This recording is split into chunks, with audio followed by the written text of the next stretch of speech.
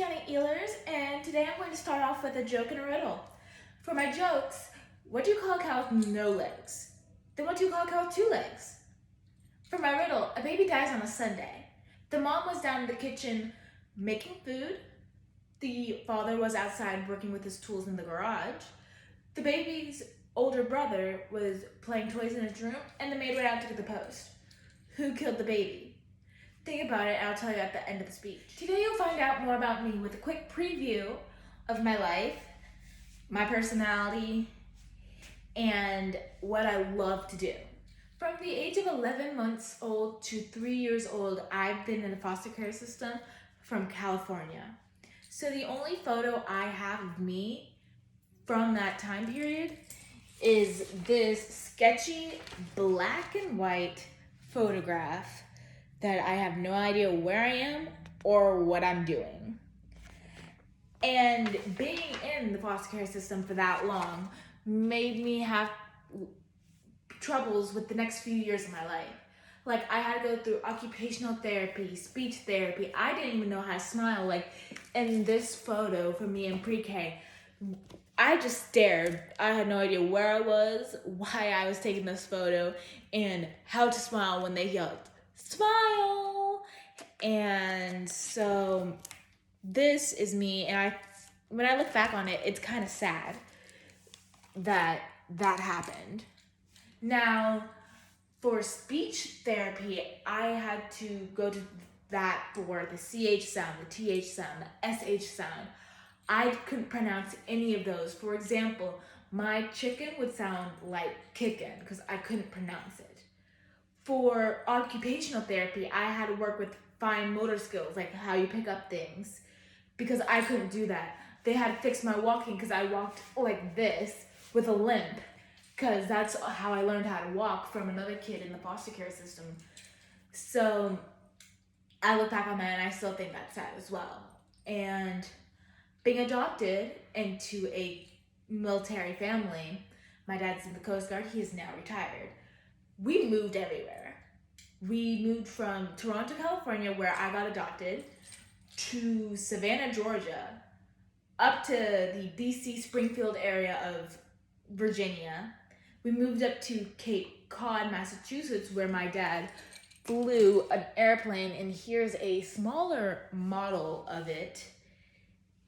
I actually think this is kind of cool. He let me borrow it for this speech, but this is what it looked like. This is what he flew up in Massachusetts. After Cape Cod, Massachusetts, we moved right back down to Virginia, and then that DC Springfield area, and then we moved down to here, Melbourne, Florida. Now, being a child of a military family, I've been to night school in my entire life before college.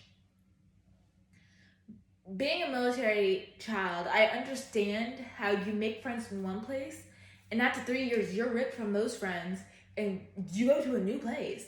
You make friends, and you go, "This is awesome." Guess what? After that 3 years end, you get pulled from them, and then you come back to the place where you already had friends, and you're like, "Oh, this is gonna be awesome. We're gonna click. We're gonna hang out and have so much fun." And they're so different, you don't recognize them. So I know how that feels. Now, going on to the next part is my personality. The first side you'll see of my personality is probably my sarcasm. My sarcasm is sometimes so dry that some people don't know I'm making jokes and see it as disrespectful or mean, and that's not what I'm trying to do. I just try to make people laugh, to make them comfortable with me, so they see the true me instead of this poster girl that people have made in their head or I've made by accident. Another side to my personality is I'm an extremely loud person. Like, if I get excited about something, I speak faster, I get louder, to the point where people go, "Whoa, Ty, slow down, stop yelling at me, and start over so we can hear what you just tried to say." And for me, I just don't realize that's happening because I'm so excited. I gotta get all this stuff out, and it really, I don't think is a good quality of my personality, but it's there. Now, the last aspect that I would bring to your attention of my personality, which you may have seen at the beginning of this video, is my corny jokes. My mom calls me the queen of corny jokes. And they're so bad, they are horrible, but they're so bad that you have to laugh. So, I got people to laugh, that's like the goal, right? So, corny jokes, queen, hi. Last, but certainly not least, is the things I love to do. My favorite thing to do is listen to music. I love listening to music. Like, I listen to top 40, country, acapella, even though it makes me sound weird, I still like to listen to acapella. Rap is not my thing. I can't do rap. Like, the only kind of rap or rap songs I do is like Let It Rock by Lil Wayne, I believe.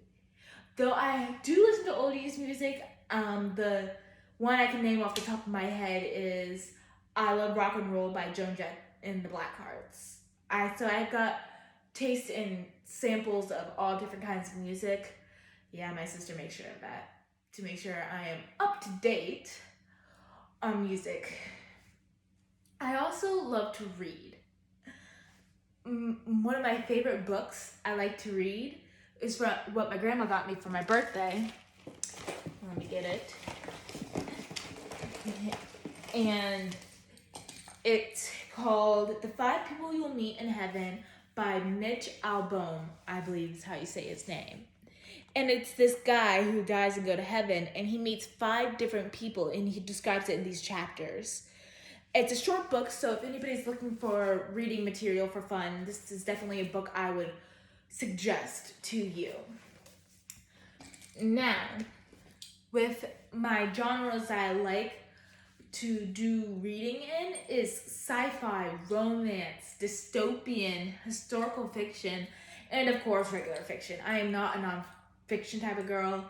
I'm more of a fantasy. I would like to see magic and bippity boppity boo, maybe, for those Cinderella fans. Harry Potter, one of my favorite series. Twilight, controversial, but still one of my favorite series. I also love to cook and bake. So, I do it whenever I can in my free time. And it's not a lot of time I have free time due to college, and I work at Chick-fil-A, so it's severely diminished.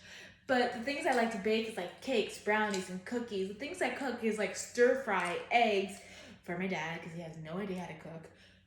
It's sad. And I can also cook like quesadillas with different types of meats. So I like to try new things. So if anybody has a good recipe, please email it to me or like text it to me or something, because I would love to try it. With the last thing I like to do after eating all those calories is rollerblade. With rollerblading, I haven't done it in a while, so there's been a few embarrassing times where I've wiped out on these skates, and there's a person behind me that freaks out because I wiped out. That's definitely embarrassing, but we all gotta start somewhere, right? So throughout my life, it was a tough journey for me. But how I got through it was my sarcastic attitude, my horrible jokes, like they're horrible sometimes, and the fact that I could listen to music, read any book, cook any food that I wanted to, that made me feel like I could take on the world, along with all my family members. Now, I'm sure you're wondering what the answer to my joke and the riddle was at the very beginning of this speech. For the cow with no legs, it's called ground beef. For a cow with 2 legs, it's called lean meat. And then for my riddle of who killed the baby on Sunday, the maid killed the baby. Do you want to know why? It's because there's no post on Sundays. There's no mail coming on Sundays. It's a day off. And she was the only one that used that as an excuse of, I wasn't here, I didn't kill the baby. Thank you for watching this, and I hope I gave you a laugh and you know a lot more about me. Thank you. Bye!